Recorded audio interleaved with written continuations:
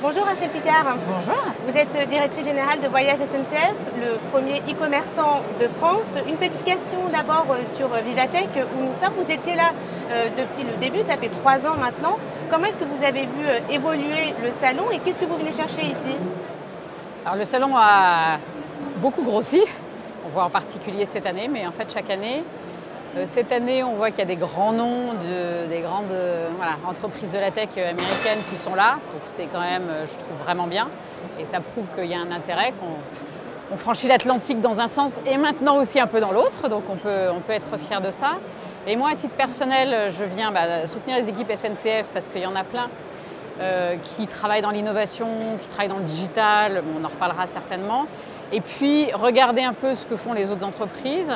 Regarder les tendances des startups et puis rencontrer aussi des startups puisqu'on a tout un programme d'accélération de startups avec qui on travaille. Et qu'est-ce que vous présentez ici comme innovation sur le salon? Alors, il y a une bonne dizaine d'innovations qu'on présente.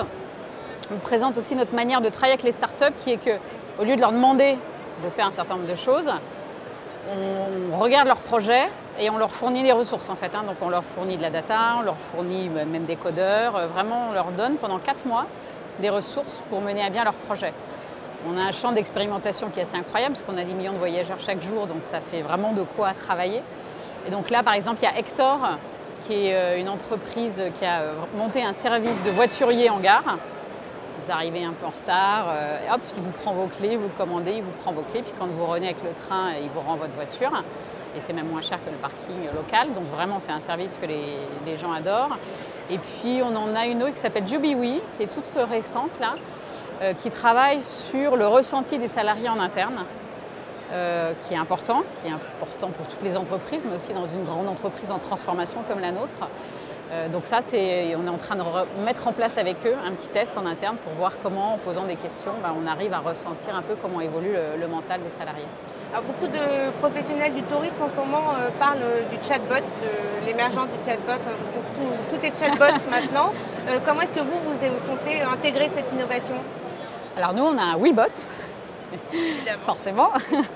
Alors ce qui est intéressant, c'est de voir comment il est né. Donc ça fait un petit moment qu'on travaille dessus. On a une communauté de clients, en fait, une espèce de laboratoire de 20 000 utilisateurs du site qui viennent tester, travailler avec nous. Ils viennent y compris physiquement chez nous pour tester les choses. Et donc le conversationnel, on l'a vraiment travaillé avec eux. Et donc le WeBot vous permet, via un Google Home, de commander votre billet de train à l'oral en fait. Donc pour l'instant, il est sur des cas assez simples. Je voudrais acheter un Paris-Lyon pour samedi à 18 h. Et donc on le fait apprendre au fur et à mesure, c'est le principe de l'intelligence artificielle pour aller vers des cas. Et ça marche déjà. Oui. On a à peu près 30 000 requêtes par semaine, donc c'est déjà important. Donc nous ça va très vite les chiffres, On a 14 millions de visiteurs chaque jour, donc c'est vraiment chaque mois pardon, donc c'est vraiment très important. Et il est en train d'apprendre et donc on complexifie un peu les cas. Et évidemment, mon rêve, c'est de pouvoir demander de lui dire que je vais aller dîner avec ma maman. Et comme il sait qu'elle habite Lyon à côté de la Part-Dieu, elle va me proposer le billet de train. Voilà, donc on élargit un peu le champ comme ça. Mais c'est déjà en marche. Et puis l'autre manière peut-être dont on est en train de travailler, c'est sur Facebook Messenger, sur des thématiques un peu précises en fait. À ce moment-là, on ouvre des relations, des conversations sur ces thématiques-là. Je rebondis juste sur ce que vous avez dit avant aussi qui était assez intéressant, c'est au fait que dorénavant c'est de l'autre côté de l'Atlantique qu'on vient pour voir un petit peu les innovations. Vous êtes aussi passé de l'autre côté puisque vous avez noué un partenariat avec Hyperloop. Oui. En quoi consiste-t-il? Oui.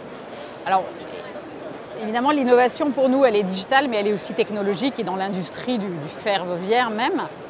Aller plus vite, raccourcir les distances. Depuis les années 80, on a fait ça avec TGV. On a raccourci de moitié les distances en France, encore Paris-Bordeaux à 2 h l'année dernière. On a un record du monde à plus de 500 km/h. Et Hyperloop veut avoir des trains qui roulent, parce qu'ils ne roulent pas vraiment, à la vitesse des avions en fait. Donc évidemment, ça nous interpelle et on a envie d'être partie prenante de ça. Donc du coup, on a pris des parts dans Hyperloop, le projet d'Elon Musk, le premier. pour à la fois apporter notre savoir-faire d'industriel en fait, du chemin de fer, et puis aussi pour participer à cette aventure, et puis apprendre aussi des méthodes de travail qui sont évidemment à l'opposé de tout ce qu'on a dans de vieilles industries, où on est plutôt protectionniste, on travaille sur des licences, des brevets, donc on protège beaucoup les savoir-faire. Et là, on est à l'inverse, c'est-à-dire qu'on ouvre tout, on est en open source complet. Et de voir cet engouement où il y a les universités les plus prestigieuses, des startups, des grandes entreprises qui veulent absolument participer au projet, qui font des battles pour participer au projet, c'est dingue. C'est une autre manière de travailler en fait, hein. Donc c'est vraiment fabuleux. Et on en prend déjà des choses, puisqu'on a, pour travailler sur notre propre TGV du futur, on a mis en place un plateau avec Alstom, dans un partenariat de l'innovation, où justement on partage des choses qui avant étaient très fermées. On a mis des ingénieurs des deux entreprises qui travaillent non pas chacun en disant voilà ce que je veux et l'autre en disant voilà comment je vais le faire, mais vraiment en co-design en fait, hein. Donc du coup pour construire un train qui sera plus modulaire, plus économe, 20% moins cher, plus green, plus connecté évidemment. Et donc on intègre déjà des nouvelles méthodes dans notre manière à nous de travailler. Alors il y a peut-être des problèmes que les Américains connaissent peu, en tout cas moins que chez nous, sont les grèves. Comment est-ce